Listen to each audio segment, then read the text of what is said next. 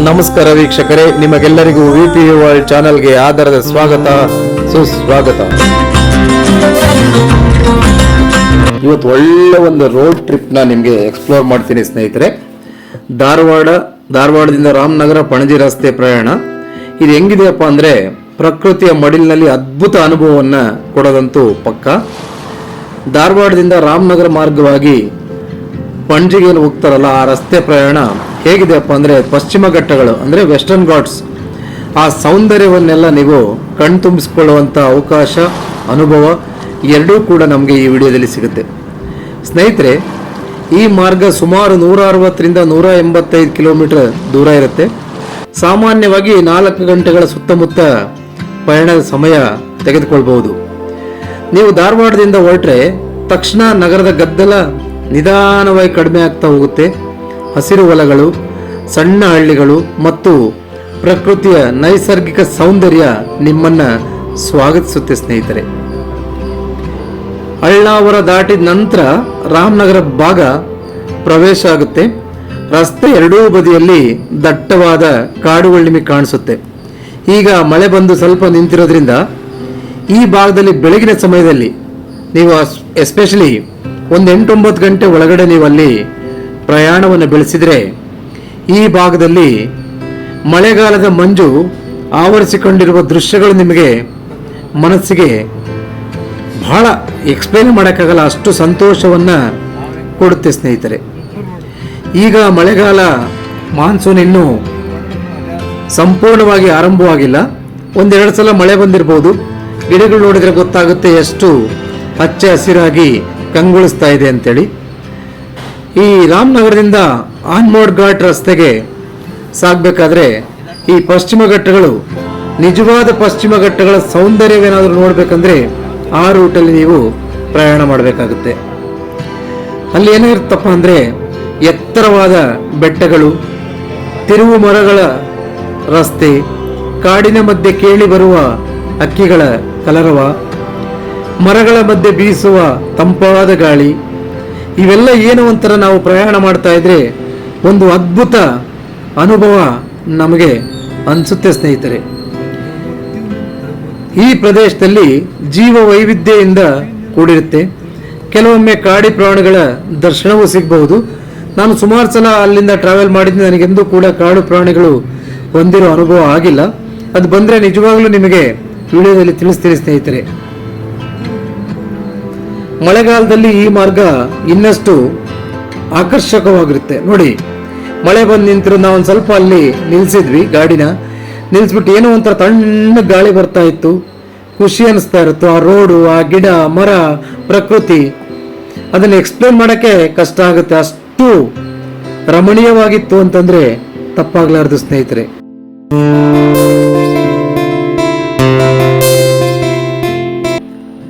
ಆನ್ಮೋಡ್ ಘಾಟ್ ದಾಟಿ ಏನು ಗೋವಾ ಒಳಗಡೆ ಗಡಿಯೊಳಗೆ ಪ್ರವೇಶ ಮಾಡಿರಿ, ಆಗ ರಸ್ತೆ ಗುಣಮಟ್ಟ ನೋಡಿ ಹೇಗಿರುತ್ತೆ ಅಂತೇಳಿ ಬಹಳ ಬ್ಯೂಟಿಫುಲ್ ಆಗಿರುತ್ತೆ, ಉತ್ತಮವಾಗಿರುತ್ತೆ. ಪ್ರಕೃತಿಯ ನಡುವೆ ಸಾಗುವ ಈ ಡ್ರೈವ್ ಮನಸ್ಸಿಗೆ ಏನೋ ಒಂಥರ ಹೊಸ ಚೈತನ್ಯವನ್ನು ತುಂಬೋದಂತೂ ಪಕ್ಕ.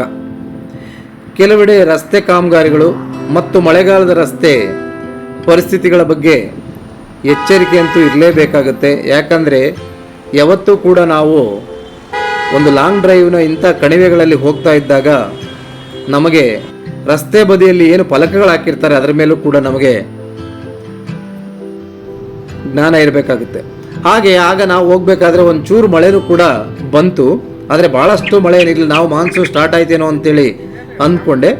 ಆದರೆ ಮಧ್ಯದಲ್ಲಿ ಜಸ್ಟ್ ರಾಮನಗರ ದಾಟಿ ಪಣಜಿಗೆ ಎಂಟ್ರಿ ಆದಾಗ ಒಂಚೂರು ಆ ಬೆಟ್ಟ ಗುಡ್ಡಗಳ ನಡುವೆ ನಾವು ಹಾದೋಗ್ಬೇಕಾದ್ರೆ ಅಲ್ಲಿ ಸ್ವಲ್ಪ ಮಳೆ ಬಂದು ಅಲ್ಲೊಂದು ಗಾಡಿ ಕೂಡ ಕೆಟ್ಟೋಗಿತ್ತು. ಹಾಗಾಗಿ ಸುಮಾರು ಒಂದು 5-6 ಕಿಲೋಮೀಟರ್ ರಸ್ತೆ ಬದಿಯಲ್ಲಿ ವಾಹನಗಳು ನಿಂತು, ಏನು ಜಾಸ್ತಿ ಇರಲಿಲ್ಲ, ಒಂದು 10ರಿಂದ 15 ನಿಮಿಷ ನಾವಲ್ಲಿ ಆ ಒಂದು ಟ್ರಾಫಿಕ್ಕಲ್ಲಿ ಸಿಕ್ಕಾಕೊಂಡಿದ್ದೀವಿ ಅಂತೇಳಿ ಅನಿಸ್ತು. ಹಾಗೇನೆ ನೋಡಬೇಕು, ಕೆಲವೆಡೆ ರಸ್ತೆ ಕಾಮಗಾರಿಗಳು ಕೂಡ ಆಗ್ತಾ ಇರ್ತವೆ. ಮಳೆಗಾಲದ ರಸ್ತೆ ಪರಿಸ್ಥಿತಿಗಳು ಕೂಡ ನಾವು ಅರ್ಥ ಮಾಡ್ಕೋಬೇಕಾಗುತ್ತೆ. ಕೊನೆಗೆ ಎಲ್ಲ ಮುಗಿಸ್ಕೊಂಡು ನಾವು ಪಣಜಿಯತ್ತ ಸಾಗಿದ್ವಿ. ಆವಾಗ ಗೊತ್ತಾಯಿತು ಗೋವಾದ ನಿಜವಾದ ವೈಶಿಷ್ಟ್ಯ, ಸಂಸ್ಕೃತಿ, ತೆಂಗಿನ ಮರಗಳ ಸಾಲುಗಳು ಮತ್ತೆ ಮಾಂಡೋವಿ ನದಿ ಇವೆಲ್ಲನೂ ಕೂಡ ನೋಡ್ಬೇಕನ್ನೋ ಒಂದು ಕಾತುರ ನಮಗೆ ಇತ್ತು. ಹಾಗೇನೆ ನಾವು ಸ್ವಲ್ಪ ಮುಂದೆ ಮೂವ್ ಮಾಡ್ಕೊತ ಬಂದಾಗ ಅಲ್ಲಿ ಇನ್ನೂ ಅಲ್ಲೊಂದು ಲಾರಿ, ದೊಡ್ಡ ಒಂದು ಲಾರಿ ಅಡ್ಡ ಸ್ವಲ್ಪ ಕೆಟ್ಟೋಗ್ಬಿಟ್ಟಿತ್ತು. ಹಾಗಾಗಿ ಟ್ರಾಫಿಕ್ ಉಂಟಾಯಿತು. ಹಾಗೆ ನಾವು ಸಾಗ್ತಾ ಹೋದ್ವಿ. ಅಲ್ಲಿ ಸ್ವಲ್ಪ ಮುಂದೆ ಹೋದಾಗ ಮಳೆ ಇರಲಿಲ್ಲ. ಹಾಗೇನಾಯಿತು ಅಂದರೆ ನಮಗೆ ನಿಜವಾಗ್ಲೂ ಆ ಸೌಂದರ್ಯವನ್ನು ನೋಡಿದಾಗ, ಆ ಟ್ರಾವೆಲ್ ಮಾಡಬೇಕಾದ್ರೆ ಆ ಒಂದು ಖುಷಿ ಇರುತ್ತಲ್ಲ ನೋಡಿ. ಅಲ್ಲಿ ಏನು ಬೆಟ್ಟ ಗುಡ್ಡ, ಹಚ್ಚ ಹಸಿರು ಕಾಡುಗಳು, ಮಧ್ಯೆ ತಿರುವುಗಳು, ರೋಡು, ಶಾಂತವಾದ ವಾತಾವರಣ, ಅಷ್ಟು ಏನು ವೆಹಿಕಲ್ ಕೂಡ ಇರಲಿಲ್ಲ. ಇದೆಲ್ಲ ನೋಡಿದಾಗ ಮನಸ್ಸಿಗೆ ಏನೋ ಒಂಥರ ಖುಷಿಯಾಗಿ, ನಾನು ಭಾಳಷ್ಟು ವಿಡಿಯೋಗಳಲ್ಲಿ ಹೇಳಿದ್ದೆ, ಸಾಟರ್ಡೆ ಸಂಡೇ ರಜಾ ಬಂದರೆ ನಾನು ಈ ಥರ ಲಾಂಗ್ ಡ್ರೈವಲ್ಲಿ ಹೋಗ್ತೀನಿ, ಒಳ್ಳೆ ಜಾಗನ ಎಕ್ಸ್ಪ್ಲೋರ್ ಮಾಡ್ತೀನಿ ಅಂತೇಳಿ ನಿಮಗೆ ಕಳೆದ ವಿಡಿಯೋದಲ್ಲಿ ಹೇಳಿದ್ದೆ. ಈ ಸಾಟರ್ಡೆ ನನಗೆ ರಜಾ ಇತ್ತು. ಹಾಗಾಗಿ ಸಾಟರ್ಡೆ ಬೆಳಿಗ್ಗೆ ನಾವು 5 ಗಂಟೆಗೆ ಮನೆ ಬಿಟ್ವಿ. 7-8 ಗಂಟೆ ಅಷ್ಟೊತ್ತಿಗೆ ನಾವು ಆ ಒಂದು ಜಾಗಕ್ಕೆ ಹೋದಾಗ ಆ ಒಂದು ಪ್ರಕೃತಿಯ ಮಡಿಲಲ್ಲಿ ನಾನು ನಿಜವಾಗ್ಲೂ ಕಳೆದೋಗ್ಬಿಟ್ಟೆ. ಸುಮಾರು ಸಲ ಹೋಗಿದ್ದೀನಿ, ಈ ಅನುಭವ ನನಗೆ ಆಗಿರಲಿಲ್ಲ ಸ್ನೇಹಿತರೆ. ಈ ಸಲ ಮಾತ್ರ ಬೆಳಿಗ್ಗೆ ಆದ ಅನುಭವ, ಆ ಒಂದು ಪ್ರಕೃತಿಯ ಮಡಿಲಲ್ಲಿ ಪ್ರಯಾಣ ಮಾಡಬೇಕಾದಂಥ ಒಂದು ಅದ್ಭುತ ಎಕ್ಸ್ಪೀರಿಯನ್ಸ್ ನಿಮ್ಮ ಹತ್ರ ಶೇರ್ ಮಾಡ್ತಾ ಇದ್ದೀನಿ ಸ್ನೇಹಿತರೆ.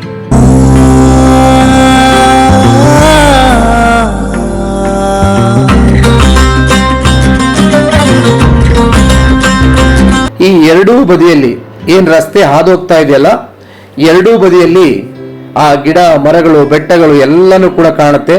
ಇಲ್ಲೇನು ಕಾಣ್ತಾ ಇದೆ, ಇದು ಒಂದು ಟೆಂಪಲ್. ನಾನು ಸಾಕಷ್ಟು ವಿಡಿಯೋದಲ್ಲಿ ನಿಮಗೆ ಇದನ್ನ ತೋರಿಸಿದ್ದೆ. ಈ ಟೆಂಪಲ್ ದಾಟಿದ ತಕ್ಷಣನೇ ಅಲ್ಲಿ ಘಾಟ್ ಸೆಕ್ಷನ್ ಸ್ಟಾರ್ಟ್ ಆಗುತ್ತೆ. ಅಂದ್ರೆ ಇಲ್ಲಿ ನಾವು ಹೋಗ್ತಾ ಇರೋದು ಡೌನ್ಗೆ, ಇನ್ನೂ ಅಪ್ಪತ್ತಾ ಇಲ್ಲ, ಟುವರ್ಡ್ಸ್ ಪಣಜಿಗೆ ಹೋಗ್ತಾ ಇರೋದ್ರಿಂದ ಡೌನ್ ಸಿಗುತ್ತೆ ನಿಮಗೆ. ಹಾಗೆ ಒಂದು 10 ಕಿಲೋಮೀಟರ್ ಸ್ವಲ್ಪ ಡೌನ್ ಹೋದ್ವಿ. ಅಲ್ಲೊಂದು ಅದ್ಭುತನೇ ನಮಗೆ ಕಾಣ್ತು. ಬೆಟ್ಟ ಗುಡ್ಡ ಕಾಡಿನ ಪ್ರದೇಶ. ಅಲ್ಲಿ ಗಾಡಿಯನ್ನು ನಿಲ್ಲಿಸಿದ್ವಿ ನಾವು ಸ್ವಲ್ಪ ಹೊತ್ತು.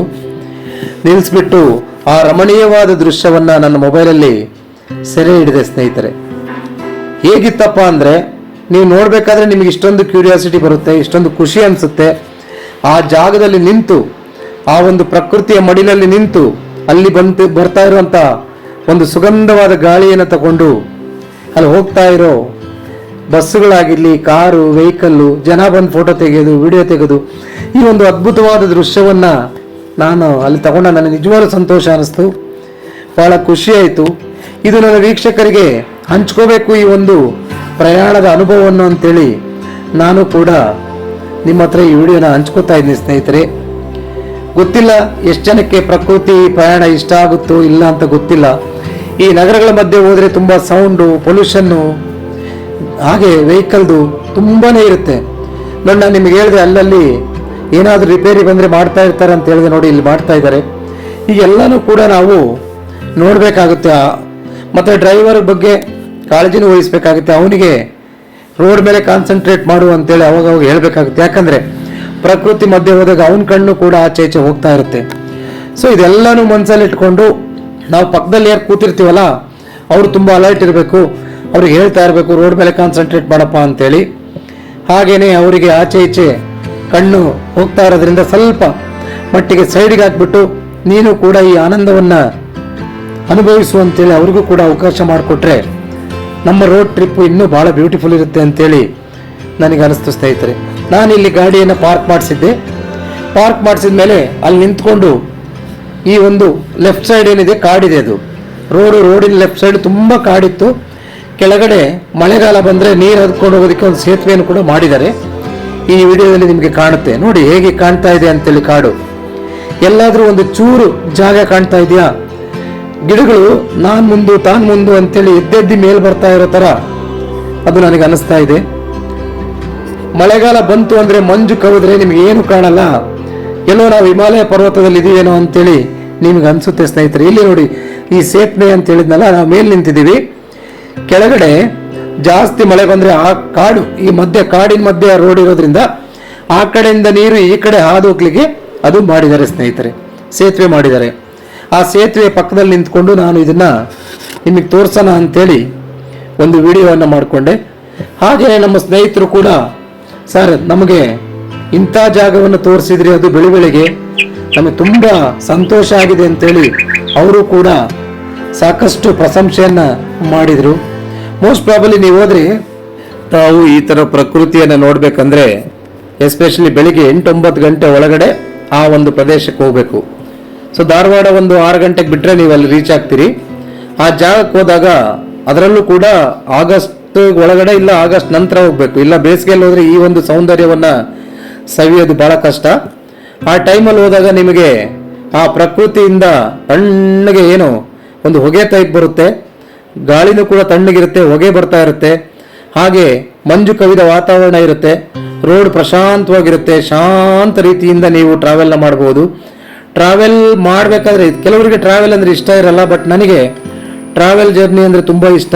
ಅದರಲ್ಲೂ ಕೂಡ ಲಾಂಗ್ ಜರ್ನಿ ಅಂದರೆ ನಾನು ಸುಮ್ಮನೆ ಜರ್ನಿ ಮಾಡ್ಕೊಂಡು ನಿದ್ದೆ ಮಾಡ್ಕೊಂಡು ಹೋಗಲ್ಲ, ಆಚೆ ಈಚೆ ಏನಿರುತ್ತೆ ಅದನ್ನೆಲ್ಲನೂ ಅನುಭವಿಸಿ ಹಾಗೆ ವಿಡಿಯೋ ಮಾಡಿಕೊಂಡು ಎಲ್ಲಿ ನನಗೆ ವಿಡಿಯೋ ಮಾಡಬೇಕನ್ನೋ ದೃಶ್ಯಗಳು ಕಾಣುತ್ತೋ ಅಲ್ಲಿ ತಪ್ಪದೇ ವಿಡಿಯೋ ಮಾಡ್ತೀನಿ ನಾನು. ಮಾಡಿ ಅದನ್ನು ವೀಕ್ಷಕರ ಹತ್ರ ಹಂಚ್ಕೋಬೇಕು ಅನ್ನೋದು ನನಗೆ ಆಸೆ ಆಗ್ತಾ ಇರುತ್ತೆ ಸ್ನೇಹಿತರೆ. ನೀವು ಕೂಡ ನೋಡ್ಬೋದು ಈ ಭಾಗದಲ್ಲಿ. ನನ್ನ ಒಂದು ರೆಕಮೆಂಡೇಶನ್ ಏನಪ್ಪಾ ಅಂದರೆ, ಮಳೆ ಪ್ರಾರಂಭ ಈಗ ಆಗಿದೆ, ಮಳೆ ಒಂದು ಸ್ವಲ್ಪ ದಿನ ಆದಮೇಲೆ ಆಗಸ್ಟ್ ಆ ಟೈಮಲ್ಲಿ ಈ ಒಂದು ರೋಡಲ್ಲಿ ನೀವು ಪ್ರಯಾಣವನ್ನು ಮಾಡಿದರೆ ನಾವು ಯಾವುದೋ ಒಂದು ಪ್ರದೇಶದಲ್ಲಿ ಕಣಿವೆಯಲ್ಲಿ ಪ್ರಯಾಣ ಮಾಡ್ತಾ ಇರೋ ಒಂದು ಅನುಭವವನ್ನು ಆಗುತ್ತೆ. ಪ್ರಕೃತಿಯ ಮಧ್ಯೆ ಹಾದೋಗ್ಬೇಕನ್ನೋ ಒಂದು ಯಾರಿಗಾದ್ರೂ ಅಭಿಲಾಷೆ ಇದ್ದರೆ ಈ ಒಂದು ಜಾಗವನ್ನು ಕೂಡ ನೀವು ಸೆಲೆಕ್ಟ್ ಮಾಡಬಹುದು.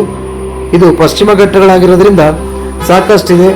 ನಾವು ಅದೃಷ್ಟವಂತರು, ಯಾಕಂದರೆ ಕರ್ನಾಟಕ ನಮಗೆ ಸುಮಾರು ಪಶ್ಚಿಮ ಘಟ್ಟಗಳು ಸಿಗುತ್ತೆ. ಎಸ್ಪೆಷಲಿ ಇದೇ ಥರ ನಿಮ್ಗೆ ಇನ್ನೊಂದು ಎಕ್ಸ್ಪೀರಿಯನ್ಸ್ ಆಗಬೇಕಂದ್ರೆ ನೀವು ಚಿಕ್ಕಮಗಳೂರು, ಶಿವಮೊಗ್ಗ ಕಡೆ ಹೋದ್ರೂ ಕೂಡ ಸೇಮ್ ಎಕ್ಸ್ಪೀರಿಯನ್ಸ್ ನಿಮಗಾಗುತ್ತೆ. ಹಾಗೆ ಇಲ್ಲಿ ಕಾಡಿನ ಮಧ್ಯೆ ಹೋಗ್ತಾ ಇರೋ ಎಕ್ಸ್ಪೀರಿಯನ್ಸ್ ಕೂಡ ಆಗುತ್ತೆ. ಹಾಗೆಯೇ ನೀವು ಪಣಜಿಗೆ ರೀಚ್ ಆದರೆ ಅಲ್ಲಿ ನಿಮಗೆ 4-5 ಥರ ನಿಮಗೆ ಎಕ್ಸ್ಪೀರಿಯನ್ಸ್ ಆಗುತ್ತೆ. ಒಂದು ಸಮುದ್ರನೂ ಇರುತ್ತೆ, ಅಲ್ಲಿ ನದಿನೂ ಇರುತ್ತೆ, ನಗರನೂ ಇರುತ್ತೆ, ಹಾಗೆಯೇ ತುಂಬ ಗೋವಾ ವೈಬ್ಸ್ ಕೂಡ ನಿಮಗೆ ಸಾಕಷ್ಟು ಕಾಣುತ್ತೆ. ಪೋರ್ಚುಗಲ್ ಅವರ ಒಂದು ಸಂಸ್ಕೃತಿ ಕೂಡ ಇರುತ್ತೆ. ಹೀಗೆ ಎಲ್ಲ ಥರದ ವಾತಾವರಣವನ್ನು ಕೂಡ ನಾವು ಈ ಒಂದು ಟ್ರಿಪ್ಪಲ್ಲಿ ಎಕ್ಸ್ಪೀರಿಯನ್ಸ್ ಮಾಡಿದ್ವಿ ಸ್ನೇಹಿತರೆ. ನಾನೇನು ಎಕ್ಸ್ಪೀರಿಯನ್ಸ್ ಮಾಡಿದ್ನೋ ಅದನ್ನೇ ನಿಮಗೆ ಎಕ್ಸ್ಪೀರಿಯನ್ಸ್ ಮಾಡಿಸ್ತಾ ಇದ್ದೀನಿ. ನೋಡಿ, ಬಸ್ಸಸ್ ಕೂಡ ಆ ರೋಡಲ್ಲಿ ಹೋಗ್ತಾ ಇದೆ. ಬಸ್ ಹೋಗ್ತಾ ಇದೆ ಅಂದರೆ ರೋಡ್ ಅಗಲ ಇದೆ ಅಂತ ಅರ್ಥ. ಆರಾಮಾಗಿ ನಿಮ್ಮ ಕಾರಲ್ಲಿ ಹೋಗ್ಬೋದು. ಇದು ಆಗುಂಬೆ ಘಾಟ್ ಥರ ಅಲ್ಲ, ಇದು ಬಸ್ಸು ಕಾರು ಎಲ್ಲ ಹೋಗ್ತಾವಂದ್ರೆ ತುಂಬ ರೋಡು ಅಗಲ ಇದೆ. ಹಾಗಾಗಿ ಬಸ್ಸಲ್ಲಿ ಹೋಗೋರು ಕೂಡ ಹೋಗ್ಬೋದು. ಅರ್ಲಿ ಮಾರ್ನಿಂಗ್ ಅಲ್ಲಿಂದ ಹೋಗುವಂಥ ಬಸ್ಸನ್ನು ನೀವು ಸೆಲೆಕ್ಟ್ ಮಾಡ್ಕೊಳ್ಳಿ. ಅವಾಗ ನಿಮಗೆ ಈ ದೃಶ್ಯಗಳು ನಿಮ್ಮ ಕಣ್ಣಿಗೆ ಗೋಚರಿಸುತ್ತೆ ಸ್ನೇಹಿತರೆ. ನನಗಂತೂ ಎಷ್ಟು ವಿಡಿಯೋ ಮಾಡಿದರೂ ಸಾಕಾಗಲಿಲ್ಲ ಅಂತೇಳಿ ಅನಿಸ್ತಾ ಇತ್ತು. ಯಾಕಂದರೆ ರೋಡು ಕರು ಇತ್ತು, ತುಂಬ ತಿರುವುಗಳಿತ್ತು, ಡಿಸ್ಟರ್ಬೆನ್ಸ್ ಇರಲಿಲ್ಲ, ಜಾಸ್ತಿ ವೆಹಿಕಲ್ ಮೂವ್ಮೆಂಟ್ಸ್ ಇರಲಿಲ್ಲ. ಹಾಗಾಗಿ ಪ್ರಕೃತಿ ಎರಡೂ ಕಡೆನೂ ಸೌಂದರ್ಯವಾಗಿ ಕಾಣ್ತಾ ಇತ್ತು. ಮುಂದ್ಗಡೆನೂ ಕೂಡ ನಿಮಗೆ ರೋಡ್ ಕರು ಇರೋದ್ರಿಂದ ಅಲ್ಲೂ ಕೂಡ ಗಿಡ ಮರ ಬೆಳೆಸಿದಾರೇನೋ ಅಂತ ಅನಿಸ್ತಾ ಇತ್ತು. ಹತ್ರ ಹೋದಾಗ ತಿರುವು ಕಾಣ್ತಾ ಇತ್ತು. ಈ ಒಂದು ದೃಶ್ಯ ನಾನು ಯಾವುದೋ ಒಂದು ಮೂವಿಯಲ್ಲಿ ನೋಡ್ತಾ ಇದ್ದೆ. ಈ ಥರ ದೃಶ್ಯಗಳೆಲ್ಲ ಮೂವಿಯಲ್ಲಿ ಸಾಂಗ್ ಶೂಟ್ ಮಾಡೋದು ಅದು ಇದು ಮಾಡ್ತಾ ಇರ್ತಾರೆ. ಬಟ್ ನಾವು ರಿಯಲ್ ಆಗಿ ನೋಡಿದಾಗ ನನಗೆ ತುಂಬ ಖುಷಿಯಾಗಿದೆ ಸ್ನೇಹಿತರೆ.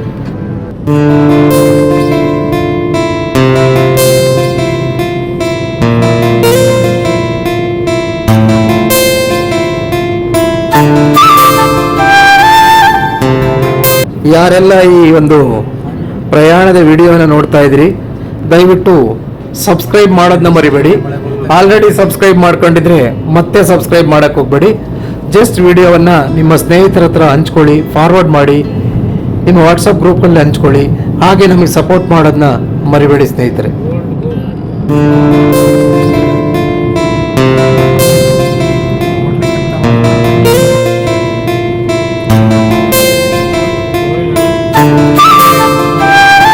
ನನ್ನ ಒಟ್ಟಿಗೆ ಏನು ಬಂದಿದ್ರಲ್ಲ ಈ ಪ್ರಯಾಣದಲ್ಲಿ ನನ್ನ ಕಾರಲ್ಲಿ, ಅವರು ಒಬ್ಬ ಅದರಲ್ಲಿ 10 ವರ್ಷ ಆಗಿತ್ತಂತೆ ಗೋವಾ ಹೋಗಿ, ಇನ್ನೊಬ್ಬ ಗೋವಾ ನೋಡೇ ಇರಲಿಲ್ಲಂತೆ. ಸೊ ಅವರಿಗಿದು ಏನಾಗಿತ್ತು ಅಂದರೆ, ನಮಗೆಲ್ಲೋ ಸ್ವರ್ಗದಲ್ಲಿ ಬಂದು ಕರ್ಕೊಂಡು ಬರ್ತಾ ಇದ್ರಿ ಸರ್, ಭಾಳ ಸಂತೋಷ ಆಗಿದೆ ಅಂತೇಳಿ ಅವ್ರು ನನಗೆ ಭಾಳ ಸಲ, ಸುಮಾರು ಒಂದು 10-15 ಸಲ ಹಂಚ್ಕೊಂಡಿದ್ದಾರೆ. ಏನೇ ಆಗಲಿ ನಾವೊಬ್ಬರೇ ಎಂಜಾಯ್ ಮಾಡೋದು ಬೇಡ, ನಮ್ಮ ಜೊತೆ ಅವಕಾಶ ಇತ್ತಲ್ಲ ಕಾರಲ್ಲಿ ಅಂತೇಳಿ ಅವ್ರನ್ನೂ ಕೂಡ ನಾನು ಕರೆದಾಗ ಅವರು ಕೂಡ ಬಂದರು. ಅವ್ರಿಗೂ ಎಕ್ಸ್ಪೀರಿಯನ್ಸ್ ಆಯಿತು. ಈ ಥರ ಒಂದು ಜರ್ನಿ ನಾವೆಂದೂ ಮಾಡಿರಲಿಲ್ಲ ಸರ್, ತುಂಬ ಚೆನ್ನಾಗಿ ನಮಗೆ ಈ ಜರ್ನಿಯನ್ನು ಮಾಡಿಸಿದ್ರಿ, ಮತ್ತೆ ಯಾವಾಗಾದ್ರೂ ಹೋದರೆ ಕರೀರಿ ಅನ್ನೋ ಒಂದು ಆಸೆಯನ್ನು ಕೂಡ ಅವರು ವ್ಯಕ್ತಪಡಿಸಿದ್ರು ಸ್ನೇಹಿತರೆ.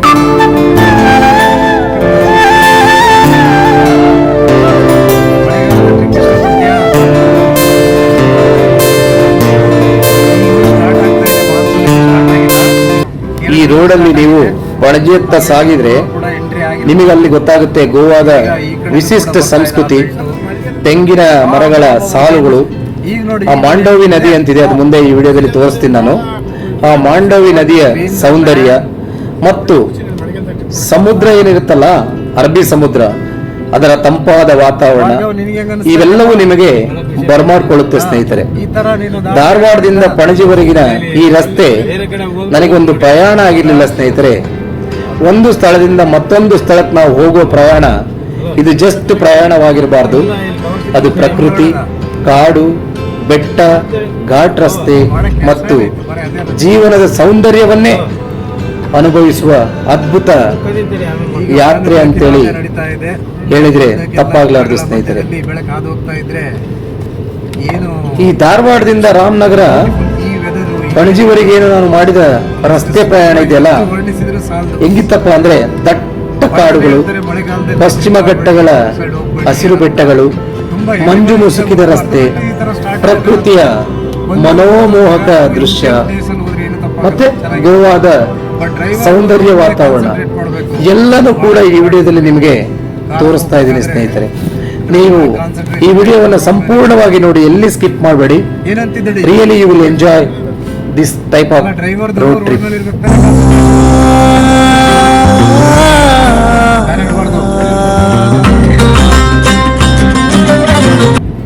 ಸ್ನೇಹಿತರೆ, ಈ ರಸ್ತೆ ಪ್ರಯಾಣ ಕೇವಲ ಒಂದು ಡ್ರೈವ್ ಇಲ್ಲ, ಇದು ಪ್ರಕೃತಿಯೊಂದಿಗೆ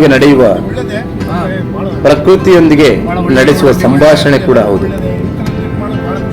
ನೀವು ಏನ್ ಮಾಡ್ಬೇಕಂದ್ರೆ, ಕಾರಿನ ಕಿಟಕಿಯನ್ನು ತೆರೆದಾಗ ನಿಮ್ಮ ಮುಖಕ್ಕೆ ತಾಗುತ್ತಲ್ಲ ತಂಪಾದ ಗಾಳಿ, ಅದನ್ನ ಅನುಭವಿಸಿ. ಕಾಡಿನ ಮಧ್ಯೆ ಕೇಳಿ ಬರುವ ಹಕ್ಕಿಗಳ ಚಿಲಿಪಿಲಿಯನ್ನ ಆ ಧ್ವನಿ ಕೇಳಿ. ರಸ್ತೆಯ ಪಕ್ಕದಲ್ಲಿ ಕಾಣುವ ನೂರಾರು ವರ್ಷಗಳ ಹಳೆಯ ಮರಗಳನ್ನು ನೋಡಿ. ಇವೆಲ್ಲ ಏನೋ ಒಂಥರ ಮನಸ್ಸಿಗೆ ಒಂದು ವಿಭಿನ್ನ ನೆಮ್ಮದಿಯನ್ನ ಕೊಡದಂತೂ ಖಂಡಿತ ಅನ್ಸುತ್ತೆ. ರಾಮನಗರ ಭಾಗ ಹೆಂಗಿದೆಯಪ್ಪ? ರಾಮನಗರ ಅಂದ್ರೆ ಬೆಂಗಳೂರು ರಾಮನಗರ ಅಲ್ಲ, ಧಾರವಾಡದಿಂದ ಹೋಗೋ ರಾಮನಗರ, ಗೋವಾ ಕಡೆ. ಈ ರಾಮನಗರ ಎಂಟ್ರಿ ಆಗಿ ಸ್ವಲ್ಪ ದೂರ ಹೋದ್ರೆ ನಿಮಗೆ ಕಾಡಿನ ಮಧ್ಯೆ ಕೆಲವೊಮ್ಮೆ ಸೂರ್ಯನ ಕಿರಣಗಳು ಮರಗಳ ಎಲೆಗಳ ನಡುವೆ ಹಾದು ರಸ್ತೆಯ ಮೇಲೆ ಬೀಳುವ ದೃಶ್ಯ ಬಹಳ ಮನೋಮೋಹಕವಾಗಿರುತ್ತೆ ಸ್ನೇಹಿತರೆ. ಈ ಸಿನಿಮಾ ನೋಡ್ತಿರಲ್ಲ, ಮೂವಿ ನೋಡ್ಬೇಕಾದ್ರೆ ನಿಮಗೆ ದೃಶ್ಯ ಕಾಣುತ್ತಲ್ಲ, ಈ ಭಾಗದಲ್ಲಿ ಅನೇಕ ಪ್ರವಾಸಿಗರು ತಮ್ಮ ವಾಹನಗಳನ್ನ ನಿಲ್ಲಿಸಿ ಫೋಟೋ ವಿಡಿಯೋ ಎಲ್ಲ ತಗೊಳ್ತಾ ಇರ್ತಾರೆ. ಈ ಪ್ರಕೃತಿ ಪ್ರೇಮಿಗಳಿಗೆ ಒಂದು ಸ್ವರ್ಗನೂ ಕೂಡ ಹೌದು ಸ್ನೇಹಿತರೆ. ನಿಜವಾಗ್ಲೂ ಈ ಮಾರ್ಗದಲ್ಲಿ ನಾನು ಹೋಗ್ಬೇಕಾದ್ರೆ ಪ್ರಯಾಣ ಮಾಡಬೇಕಾದ್ರೆ ಹಲವಾರು ಬಾರಿ ಮೊಬೈಲ್ ನೆಟ್ವರ್ಕ್ ಕೂಡ ಮರೆತು ಬಿಡ್ತೀನಿ. ಏಕೆಂದ್ರೆ ಇಲ್ಲಿ ಪ್ರಕೃತಿ ನಿಮ್ ಜೊತೆ ಮಾತನಾಡಲು ಶುರು ಮಾಡಿಬಿಡುತ್ತೆ. ನಗರದ ಜೀವನ ಇರಲ್ಲ, ಒತ್ತಡ ಇರಲ್ಲ, ಟ್ರಾಫಿಕ್ ಇರಲ್ಲ, ಕೆಲಸ ಚಿಂತೆ ಇಲ್ಲ, ಎಲ್ಲವೂ ಹಸಿರು ಕಾಡಿನ ಮಧ್ಯೆ ಕೆಲವೇ ಕ್ಷಣಗಳಲ್ಲಿ ಮಾಯ ಆಗ್ಬಿಡುತ್ತೆ. ಪಶ್ಚಿಮ ಘಟ್ಟಗಳ ಕಾಡುಗಳು ಒಂದು ಜೈವಿಕ ವೈವಿಧ್ಯಯ ಭಂಡಾರ ಅಂತ ಹೇಳಿದ್ರೆ ತಪ್ಪಾಗ್ಲಾರ್ದು. ಇಲ್ಲಿ ನೂರಾರು ಬಗೆಯ ಹಕ್ಕಿಗಳು, ಬೆಟ್ಟಗಳು ಮತ್ತು ವಿವಿಧ ಜೀವಿಗಳು ವಾಸ ಮಾಡ್ತಾ ಇರ್ತವೆ. ಬೆಳಗಿನ ಸಮಯದಲ್ಲಿ ಪ್ರಯಾಣಿಸಿದರೆ ಕೆಲವೊಮ್ಮೆ ನಿಮಗೆ ನವಿಲುಗಳು ಕೂಡ ಕಾಣುತ್ತೆ, ಕಾಡು ಕೋಳಿಗಳು ಅಥವಾ ಜಿಂಕೆಗಳು ಕೂಡ ದೂರದಲ್ಲಿ ನೀವು ಕಾಣಬಹುದು. ಆದರೆ ಯಾವುದಕ್ಕೂ ಕೂಡ ನೀವು ತೊಂದರೆನ ಕೊಡಬೇಡಿ, ಅದನ್ನ ಜಸ್ಟ್ ನೋಡಬೇಕು. ಆ ಒಂದು ಮನಸ್ಸು ಹೇಗಿರುತ್ತಪ್ಪ ನಿಮ್ದು ಅಂದ್ರೆ ಏನೋ ಒಂಥರ ಉಲ್ಲಾಸಮಯವಾಗಿರುತ್ತೆ, ಅದನ್ನು ಅನುಭವಿಸಿ ಅಂತೇಳಿ ನಾನು ಹೇಳಲಿಕ್ಕೆ ಹೊರಟಿದ್ದೀನಿ ಸ್ನೇಹಿತರೆ.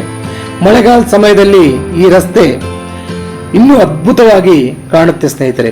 ಅಕ್ಕಪಕ್ಕದಲ್ಲಿ ಸಣ್ಣ ಜಲಪಾತಗಳು ಹರಿತಾ ಇರ್ತವೆ, ಬೆಟ್ಟಗಳು, ಮೇಲಿಂದ ಕೆಳಕ್ಕೆ ಹರಿಯುವ ನೀರಿನ ಧಾರೆಗಳು ನಿಮ್ಮ ಕಣ್ಣಿಗೆ ಹಬ್ಬವಾಗೋ ಥರ ಕಾಣ್ತಾ ಇರುತ್ತೆ. ಕೆಲವೊಮ್ಮೆ ಮೋಡಗಳೇ ರಸ್ತೆಯ ಮೇಲೆ ಇಳಿದು ಬಂದಂತೆ ಅದು ಕೂಡ ನಿಮಗೆ ಫೀಲ್ ಆಗ್ತಾ ಇರುತ್ತೆ.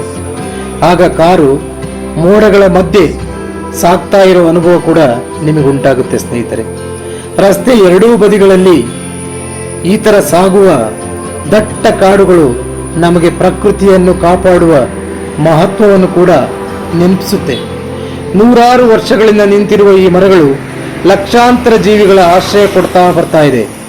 ಆದ್ದರಿಂದ ಇಂತಹ ಪ್ರದೇಶಗಳಲ್ಲಿ ಭೇಟಿ ನೀಡುವಾಗ ಪರಿಸರವನ್ನು ಸ್ವಚ್ಛವಾಗಿಡಬೇಕು. ನೀವು ಕಾರಲ್ಲಿ ಏನೆಲ್ಲೋ ಇದೆ ಅಂತೇಳಿ ತಗೊಂಡೋಗಿ ಅಲ್ಲಿ ಇಲ್ಲಿ ಎಸೆಬಾರ್ದು, ರೋಡಿಗೆ ಎಸಿಬಾರ್ದು. ಕಾರ್ ಅಲ್ಲಿ ಇಟ್ಕೊಂಡು ಎಲ್ಲಿ ಅದನ್ನು ಎಸೆಯುವಂಥ ಜಾಗ ಇದೆ ಅಲ್ಲಿ ಮಾತ್ರ ಎಸಿಬೇಕು, ನಾವು ಹಾಳು ಮಾಡಬಾರ್ದು ಅನ್ನೋದು ನನ್ನ ಒಂದು ಮನದಾಳದ ಮಾತನ್ನು ನಿಮಗೆ ಹಂಚ್ಕೊತಾ ಇದ್ದೀನಿ ಸ್ನೇಹಿತರೆ.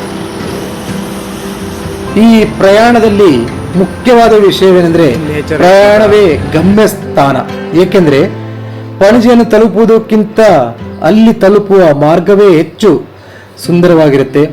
ಪ್ರತಿಯೊಂದು ತಿರುವು ಹೊಸ ದೃಶ್ಯವನ್ನು ತೋರಿಸುತ್ತೆ, ಪ್ರತಿಯೊಂದು ಕಿಲೋಮೀಟರ್ ಹೊಸ ಅನುಭವವನ್ನು ಕೊಡುತ್ತೆ. ನೀವು ಲಾಂಗ್ ಡ್ರೈವ್ ಪ್ರಿಯವಾಗಿದ್ದರೆ ಪ್ರಕೃತಿಯ ಮಧ್ಯೆ ಕಳೆಯುವ ಸಮಯ ಬಹಳ ಇಷ್ಟಪಡ್ತೀರಿ. ಕ್ಯಾಮ್ರಾದಲ್ಲಿ ಅದ್ಭುತ ದೃಶ್ಯಗಳನ್ನು ಸೆರೆ ಹಿಡಿಯಲು ಬಯಸಿದರೆ ಧಾರವಾಡ, ರಾಮನಗರ, ಪಣಜಿ ರಸ್ತೆ ನಿಜವಾಗ್ಲೂ ನಾನು ಈ ಒಂದು ರೋಡ್ ಮಾರ್ಗವನ್ನು ನಿಮಗೆ ರೆಕಮೆಂಡ್ ಮಾಡ್ತಾ ಇದ್ದೀನಿ ಸ್ನೇಹಿತರೆ. ಕೊನೆಯದಾಗಿ ಹೇಳಬೇಕಾದ್ರೆ ನಿಮಗೊಂದು ಮಾತು, ಕೆಲವೊಮ್ಮೆ ಜೀವನದಲ್ಲಿ ಸಂತೋಷವನ್ನು ಹುಡುಕಲು ದೂರದ ದೇಶಗಳಿಗೆ ಹೋಗಬೇಕಾಗಿಲ್ಲ. ನಮ್ಮ ಕರ್ನಾಟಕದ ಈ ಸುಂದರ ರಸ್ತೆಗಳಲ್ಲಿ ಒಂದು ಡ್ರೈವ್ ಮಾಡಿದರೆ ಸಾಕು. ಪ್ರಕೃತಿಯ ಸೌಂದರ್ಯ, ಕಾಡಿನ ಶಾಂತಿ, ಬೆಟ್ಟಗಳ ಭವ್ಯತೆ ನಮ್ಮ ಮನಸ್ಸನ್ನು ಹೊಸದಾಗಿ ರೂಪಿಸುತ್ತೆ. ಆದ್ದರಿಂದ ಯಾರೆಲ್ಲ ಈ ವಿಡಿಯೋ ಇಷ್ಟಪಡ್ತಾ ಇದ್ರಿ, ನಾವು ಅನಿಸಿದರೆ ಒಂದ್ಸಲ ಈ ಪಂಜಿಮ್ ರಾಮನಗರ ರೂಟನ್ನು ಆಯ್ಕೆ ಮಾಡಿ ಹೋಗಿ. ಡೆಫಿನೆಟ್ಲಿ ನಿಮಗೂ ಕೂಡ ಸಂತೋಷ ಉಂಟಾಗೇ ಆಗುತ್ತೆ.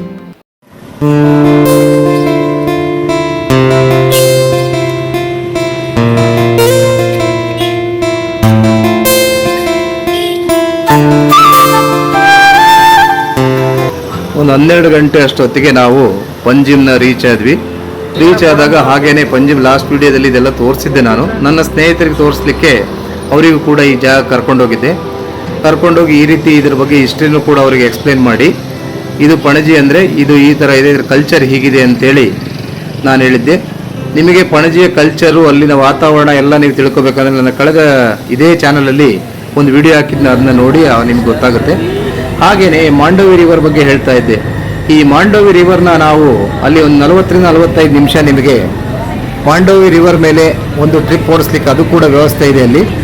ಆ ವ್ಯವಸ್ಥೆಯಲ್ಲಿದ್ದಾಗ ನೀವು ಅಲ್ಲಿ ಹತ್ತಿರ ಅವ್ರು ಕರ್ಕೊಂಡೋಗಿ ಮಾಂಡವಿ ಟ್ರಿಪ್ನ ಮಾಡಿಸ್ತಾರೆ. ಒಂದು ರೌಂಡು ನಿಮಗೆ ಮಾಂಡವಿ ನದಿ ಮೇಲೆ ಒಂದು ಟ್ರಿಪ್ನ ಮಾಡಿಸ್ತಾರೆ. ಹೇಗೆ ಅದರ ಎಕ್ಸ್ಪೀರಿಯನ್ಸ್ ಕೂಡ ಆಗುತ್ತೆ ಅಂತೇಳಿ ನೀವು ತಿಳ್ಕೊಬೋದು.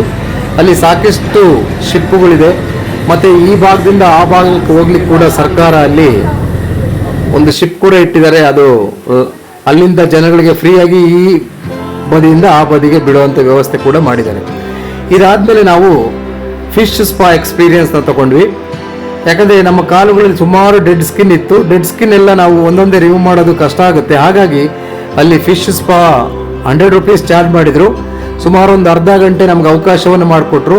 ನೋಡಿ, ಕಾಲನ್ನು ನೀವು ಆ ನೀರಿರುತ್ತೆ, ನೀರಲ್ಲಿ ಮೀನು ಬಿಟ್ಟಿರ್ತಾರೆ, ನೀವು ಜಸ್ಟ್ ಆ ಕಾಲನ್ನು ನೀರಲ್ಲಿ ಇಟ್ಕೊಂಡ್ಬಿಟ್ರೆ ಆ ಮೀನುಗಳು ಬಂದ್ಬಿಟ್ಟು ಎಲ್ಲನೂ ಕೂಡ ನಿಮ್ಮ ಡೆಡ್ ಸ್ಕಿನ್ ಏನಿರುತ್ತೆ ಅದನ್ನೆಲ್ಲ ರಿಮೂವ್ ಮಾಡುತ್ತೆ. ಅಂದರೆ ಮೀನು ತಿನ್ನುತ್ತದು, ಅದನ್ನೆಲ್ಲ ಅದು ತಿಂದ್ಕೊಳ್ಳುತ್ತೆ, ಅದಕ್ಕೆ ಆಹಾರನ ಆಗುತ್ತೆ, ನೀವು ಕ್ಲೀನ್ ಕೂಡ ಆಗ್ತೀರಿ. So it's a kind of biological therapy ಅಂತೇಳಿ ಹೇಳಿದರೆ ತಪ್ಪಾಗಲಾರದು ಸ್ನೇಹಿತರೆ. ಹೀಗೆ ನನಗೆ ಇದು ಕೂಡ ಒಂದು ಎಕ್ಸ್ಪೀರಿಯನ್ಸ್ನ ಆಯಿತು. ನಾನು ಲಾಸ್ಟ್ ಟೈಮ್ ಹೋದಾಗಲೂ ಕೂಡ ಇದನ್ನು ಮಾಡಿದ್ದೆ, ಬಟ್ ಈ ಸಲನೂ ಕೂಡ ಅದನ್ನು ಅದೇ ರೀತಿ ನಾನು ಆ ಎಕ್ಸ್ಪೀರಿಯನ್ಸ್ ತಗೋಬೇಕಂತೇಳಿ ನಾವು ಕೂಡ ಅದನ್ನು ಕೂಡ ಪ್ರಯತ್ನ ಪಟ್ಟೆ ಸ್ನೇಹಿತರೆ. ಹಾಗೆಯೇ ಇದು ಜಾಗ ಇದು ಟಿಟ್ಟೋಸ್ ಲೈನ್ ಅಂತೇಳಿ ಸಾಕಷ್ಟು ಕ್ಲಬ್ಗಳು ಅದೆಲ್ಲ ಇದೆ. ಈಗ ಸ್ವಲ್ಪ ಮಳೆಗಾಲ ಇರೋದ್ರಿಂದ ಅಷ್ಟೊಂದು ರಶ್ ಇಲ್ಲ, ಜನರ ಬರೋದು ಹೋಗೋದು ಸ್ವಲ್ಪ ಕಡಿಮೆ ಇದೆ ಅಂತೇಳಿ ಕಾಣುತ್ತೆ. ಮೋಸ್ಟ್ ಪ್ರಾಬ್ಲಿ ಸ್ಟಾರ್ಟ್ ಆಗ್ಬೋದು. ನಾವು ಸ್ವಲ್ಪ ಬೇಗ ಹೋಗಿರೋದ್ರಿಂದ ಆ ರೀತಿ ಇದೆ. ರಾತ್ರಿ ಹೊತ್ತು ಇಲ್ಲಿ ಸ್ಟಾರ್ಟ್ ಆಗುತ್ತೆ ಅಂತೇಳಿ ಕಾಣುತ್ತೆ. ಹಾಗೇನೆ ಇದೆಲ್ಲ ಕಂಪ್ಲೀಟ್ ಒಂದು ಪ್ರಯಾಣದ ಸಂಪೂರ್ಣ ವಿಡಿಯೋವನ್ನು ನಿಮ್ಮ ಮುಂದೆ ನಾನು ಹಂಚ್ಕೋತಾ ಇದ್ದೀನಿ ಸ್ನೇಹಿತರೆ. Goa it's a kind of different ಲೈಫಲ್ಲಿ. ಯಾಕಂದರೆ ಇದು 500 ವರ್ಷಗಳ ಇತಿಹಾಸ ಇದೆ. ಇಲ್ಲಿ ನಮ್ಮ ಪೋರ್ಚುಗೀಸ್ನವರೆಲ್ಲ ಬಂದ್ಬಿಟ್ಟು ಅವರೆಲ್ಲ ಇದನ್ನು ಇಲ್ಲಿ ಪೋರ್ಚುಗೀಸ್ ಕಲ್ಚರ್ ನೋಡ್ಬೋದು. ಹಾಗೆ ಬೇರೆ ಬೇರೆ ವಿದೇಶಗಳ ಕಲ್ಚರ್ನ ಇಲ್ಲಿ ನೋಡ್ಬೋದು. ಸಾಕಷ್ಟು ಫಾರಿನರ್ಸ್ ಇಲ್ಲೇ ಯಾಕೆ ಬರ್ತಾರೆ ಅಂದರೆ ಅವರೆಲ್ಲ ಹಿಂದೆ ಇಲ್ಲಿ ಇದ್ದೋದು ಅಂತ ಇರ್ತಾರೆ. ಕೆಲವರು ಫಾರಿನರ್ಸ್ ಇಲ್ಲೇ ಮನೆ ಮಠ ಎಲ್ಲ ಮಾಡ್ಕೊಂಡು ಇಲ್ಲೇ ಇದ್ದಾರೆ. ಸೊ ಹಾಗಾಗಿ ಗೋವಾ ನಮ್ಮ ಭಾರತ ದೇಶದಲ್ಲಿ ಒಂದು ಬೇರೆ ಸಂಸ್ಕೃತಿನೇ ಇದೆ. ಹಾಗೇನೆ ಅಲ್ಲಿ ಟೂರಿಸಂ ಕೂಡ ಸಾಕಷ್ಟು ಡೆವಲಪ್ಮೆಂಟ್ ಕಾಣ್ತಾ ಇದೆ. ನೀವು ನಿಜವಾದ ಟೂರಿಸಂ ಇಂಡಿಯಾದಲ್ಲಿ ಎಲ್ಲ ನಡೆದಿದೆ ಅಂದರೆ ಅದು ಗೋವಾದಲ್ಲಿ ನಡೆದಿದೆ ಅಂತೇಳಿ ಹೇಳಿದರೆ ತಪ್ಪಾಗಲಾರದು ಸ್ನೇಹಿತರೆ. ಹಾಗೇನೆ ನಾನು ಕಳೆದ ವಿಡಿಯೋದಲ್ಲಿ ಹೇಳಿದ್ದೆ ಗೋವಾ ಫೆಸ್ಟಿವಲ್ ಅಂತ ಮಾಡ್ತಾರೆ ಅಂತೇಳಿ, ಗೋವಾ ಕಾರ್ನಿವಲ್ ಅಂತ ಮಾಡ್ತಾರೆ. ಅದು ಆ ಟೈಮಲ್ಲಿ ಹೋದಾಗಂತೂ ಬೇರೆನೇ ಇರುತ್ತೆ. ಎಲ್ಲ ಕಡೆ ಲೈಟಿಂಗ್ಸು ಆ ಫೀಲೇ ಬೇರೆ ಆಗುತ್ತೆ. ಈ ಸಲ ನಮಗೆ ನಾವು ಪ್ರಕೃತಿನೇ ಜಾಸ್ತಿ ಇಷ್ಟಪಟ್ಟಿರೋದ್ರಿಂದ ಪ್ರಕೃತಿಯನ್ನು ತುಂಬಾನೇ ಆ ಪ್ರಕೃತಿ ಮಡಿಲಲ್ಲಿ ಸಾಕಷ್ಟು ಸಮಯ ಕಳೆದ್ವಿ. ನಾವು ಜಸ್ಟ್ ಪಣಜಿಗೆ ಹೋಗ್ಬೇಕಾಗಿರೋದು ಅಲ್ಲಿ ಒಂದಿಷ್ಟು ವಿಡಿಯೋ ಮಾಡ್ಕೊಂಡೆ. ಪಣಜಿಯಲ್ಲಿ ಭಾಳ ಹೊತ್ತಿರಲಿಲ್ಲ. ಹಾಗೆ ನಾವು ಬಂದಿದ್ದು ಮತ್ತೆ ಗೋವಾ ರೂಟಿಂದ ಪಣಜಿಯಿಂದ ಎಗೈನ್ ರಾಮನಗರ, ಧಾರವಾಡ ಈ ರೀತಿ ವಾಪಸ್ ಬಂದ್ವಿ. ಆ ವಾಪಸ್ ಬಂದಾಗಲೂ ಕೂಡ ಅದೇ ನೇಚರು, ಅದೇ ಲೈಫು, ಅದೇ ಹಕ್ಕಿಗಳ ಕಲರವ, ಹೀಗೆ ಒಟ್ಟಾರೆಯಾಗಿ ಈ ಒಂದು ಪ್ರಯಾಣ ಒಂದು ಅದ್ಭುತ ಅನುಭವವನ್ನು ನೀಡಿದೆ ಅಂತ ಹೇಳಿದ್ರೆ ತಪ್ಪಾಗ್ಲಾರದು ಸ್ನೇಹಿತರೆ.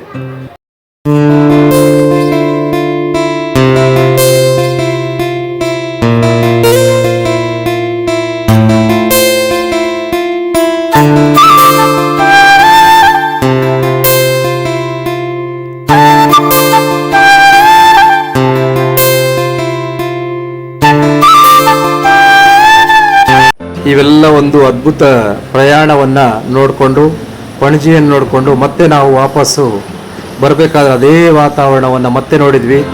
ತಮಗೆಲ್ಲ ಈ ವಿಡಿಯೋ ಇಷ್ಟ ಆಯಿತು ಅಂತೇಳಿ ಭಾವಿಸ್ಕೊಳ್ತೀನಿ. ದಯವಿಟ್ಟು ಸಬ್ಸ್ಕ್ರೈಬ್ ಮಾಡೋದನ್ನ ಮರಿಬೇಡಿ. ಹಾಗೆಯೇ ಬೇರೆಯವರು ಕೂಡ ನಿಮ್ಮ ಸ್ನೇಹಿತರ ಜೊತೆ ಈ ವಿಡಿಯೋನ ಹಂಚ್ಕೊಳ್ಳಿ ಅಂತ ಹೇಳ್ತಾ ಎಲ್ರಿಗೂ ವಿಡಿಯೋ ನೋಡಿದ್ದಕ್ಕೆ ಧನ್ಯವಾದಗಳು.